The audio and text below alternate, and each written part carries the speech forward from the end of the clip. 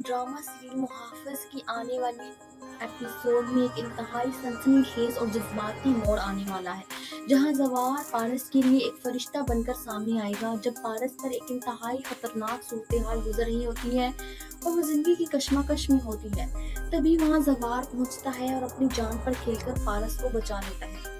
आज की इस वीडियो में हम आपको बताएंगे कि इस वाक़ये के बाद पारस और ज़फ़ार के दरमियान होने वाली वो गर्मा-गर्म बहस क्या रंग लाएगी।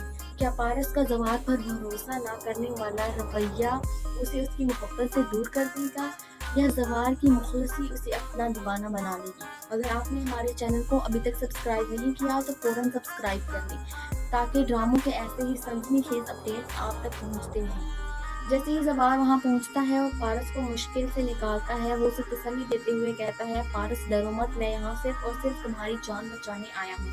तुम्हें मुझसे डरने की कोई ज़रूरत नहीं है। मैं तुम्हारा दुश्मन नहीं, तुम्हारा मुहाफ़िज़ हूँ।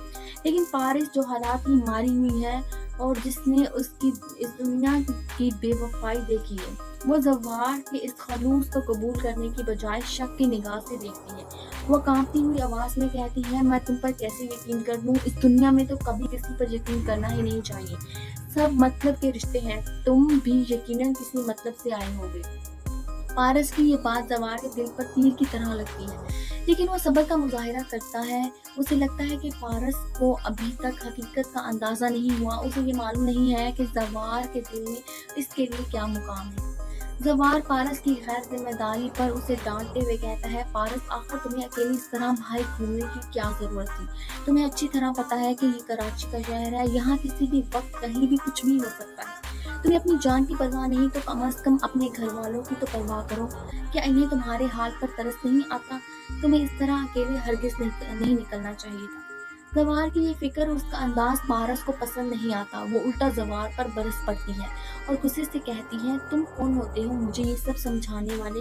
मेरी ज़िंदगी है, मैं जैसे चाहूँ जीऊँ, तुम्हें क्या पहुँचता है मेरी पर्सनल लाइफ में मदाखलत करने का?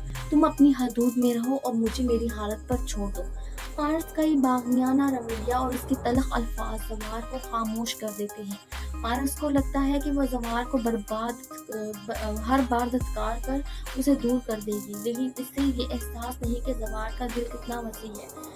नाज़रीन, ड्रामे की कहानी में ट्विस्ट तब आएगा जब पारस अकेले में बैठकर इस वाक़ये के बारे में सोचेगी। इसे बार बार ज़फ़ार की आंखों में वो तड़प और फ़िक्र नज़र आएगी जो उसे बचाते वक्त थी। इसका ज़मीर इसे मलामत करेगा, इसने एक ऐसे शख्स को बुरा भला कहा जिसने अपनी जान खतरे में डालकर इसे बचाया। पारस को आहिस्ता आहिस्ता ये महसूस होने लगेगा कि ज़फ़ार वो शख्स नहीं जैसा वो समझती थी, बल्कि वो तो उसकी ज़िंदगी का सबसे मुख़लस इंसान है। अब आने वाली एक साथ में आप देखेंगे कि क्या पारस अपने इस रवैये पर माफ़ी मांगेगी? क्या ज़फ़ार की ये बेबस मोहब्बत पारस के दिल के पत्थर को पिघला सकेगी? क्या कराची की इन गलियों में जहाँ हर कदम खतरा है, ज़फ़ार और पारस की अधूरी मोहब्बत में बदल जाएगी? आप लोगों को क्या लगता है कि पारस का ज़फ़ार के लिए ये सख्त रवैया दुरुस्त है, या इसे अब हकीकत तस्लीम कर लेनी चाहिए? अपनी राय का इज़हार कमेंट सेक्शन में ज़रूर करें, और अगर आपको ये अपडेट पसंद आई हो तो वीडियो को लाइक और चैनल को सब्सक्राइब करना ना भूलें।